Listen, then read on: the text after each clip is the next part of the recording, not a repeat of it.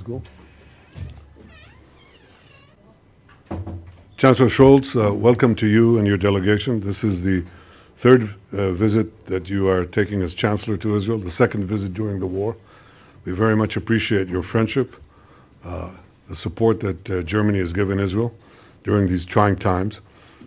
We've just had, I think, a very serious conversation, an important conversation among friends. You expressed your concerns for two things. One, protecting civilians, and second, provision of humanitarian aid. And I explained that these are our concerns as well, because we agree with both goals. In fact, the Army of Israel has done more to minimize civilian casualties than any other army in modern times, and certainly any other army faced with such dense urban warfare and an enemy that seeks to use civilians as human shields, as Hamas does, often at gunpoint. Secondly, we are doing unusual efforts to increase humanitarian aid by land, by sea, by air, and we'll continue to do more. The main problem that we see is the distribution of this aid once it gets into Gaza, and the fact that it is being looted by Hamas and by others. This is something that we have to have a joint effort to try to prevent it. The responsibility for this disruption and for the civilian casualties should be laid at Hamas's door. Israel will do whatever it can to minimize those casualties and maximize humanitarian aid as needed. We also agreed that Hamas has to be eliminated. We cannot have a future for Gaza, a future for peace, a future for Israel, if Hamas, a terrorist organization committed to our genocide, remains intact. If it remains intact, it will regroup and reconquer the Gaza Strip and, as they vowed, repeat the massacre again and again and again. Yesterday I met with the families of hostages, and on Thursday, I met families of hostages. And one of the hostages, woman, told me that her captors, she was there with her children, and we got her out. And she said, the Hamas captor who held her hostage said to her, you know, you're going back now. I suggest you go anywhere, go to California, leave Israel, because we will do next time 10 times what we did to you now. And after that, even more. So we cannot have this genocidal organization that murdered over 1,000 Israelis. We cannot have them in power. We cannot have peace if Hamas is there. Hamas has to be eliminated for any possibility of peace and progress. When we talked briefly also about the day after Hamas, the one thing that I would stress is it's got to be the day after Hamas is eliminated. That will open up other possibilities, but none can be realized unless Hamas is eliminated. Chancellor, please. Thank you. Prime Minister, many thanks for receiving me today. We have been on the phone quite a lot in the last weeks and months, but nothing can replace a meeting in person. 160 days. 160 days that still more than 100 Israeli citizens are in the hands of Hamas. 160 days of suffering for them, an unbearable incertitude for their families and friends. They are in our thoughts and prayers, just as the memory of the more than 1,200 who were brutally murdered on October 7. We will not forget them. Blessed be their memory. In these dark hours, my country stands by the people of Israel. From day one, our message has been clear. Israel has the right to defend itself against the terror of Hamas, and all hostages must be released. This cruel crime must end now. Israel's military operation in the Gaza Strip has now been going for about 5 months, and large parts of Hamas military infrastructure have been destroyed. During these 5 months, the cost in human lives and the number of civilian casualties has grown to be extremely high. Many would argue much too high.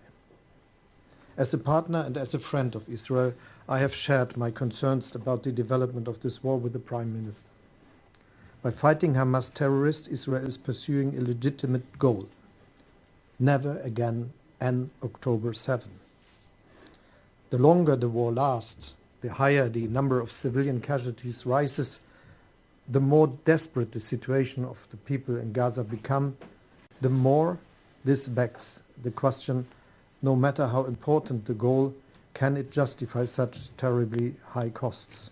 Or are there other ways to achieve your goal? Take the ground offensive in Rafah. The military logic is one consideration, but there is a humanitarian logic as well. How should more than 1.5 million people be protected? Where should they go?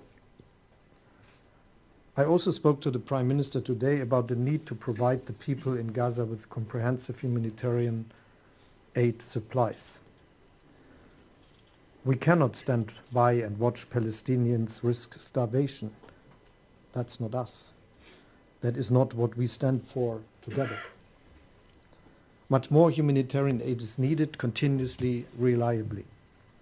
I shared my concerns with the Prime Minister that provision of aid from Israel into Gaza and the conditions for distribution must be urgently and massively improved. And finally, we need a hostage deal with a longer-lasting ceasefire.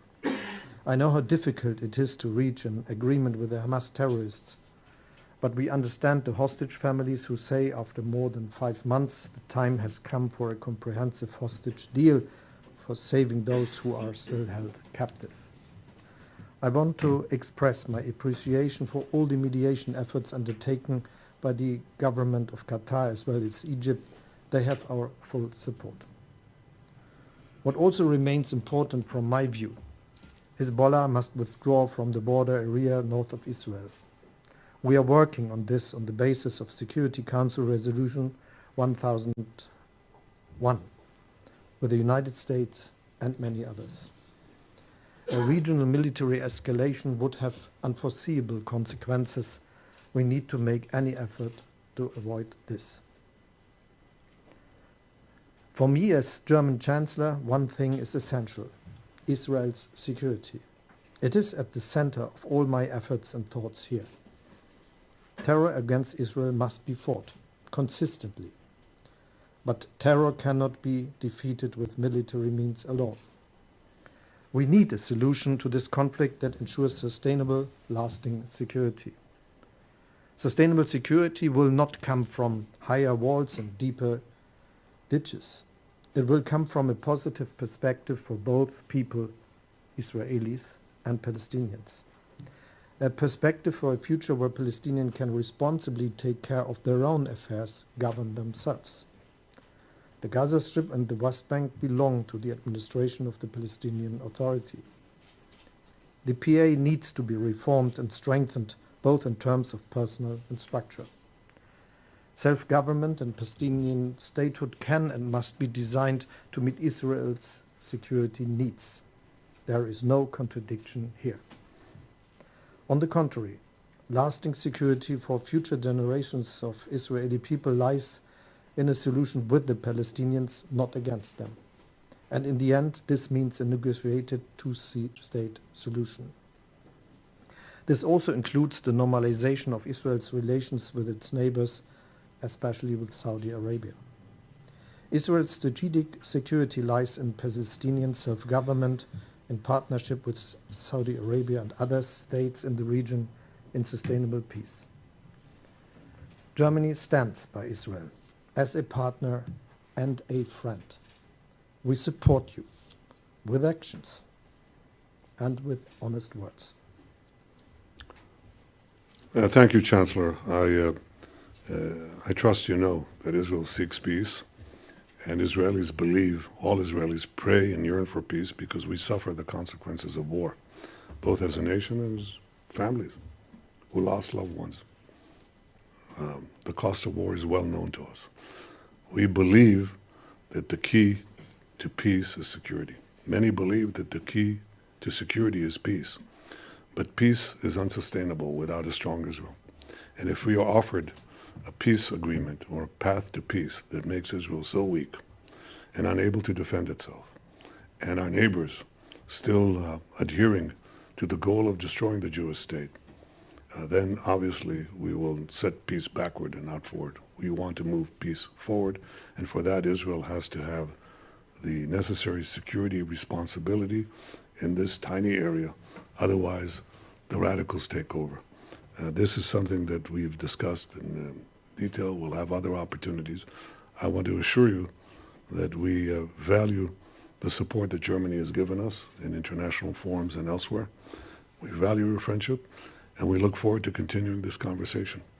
The other thing that I would say is that I assured Chancellor Scholz that our goal in eliminating the remaining terrorist battalions in Rafah goes hand in hand with enabling the civilian population to leave Rafah.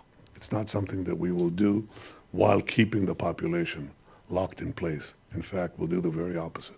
We'll enable them to leave because our consideration for reducing and minimizing civilian casualties has guided us and will continue to guide us in the future. Thank you, Chancellor, and thank you all. Thank you very much. Thank you.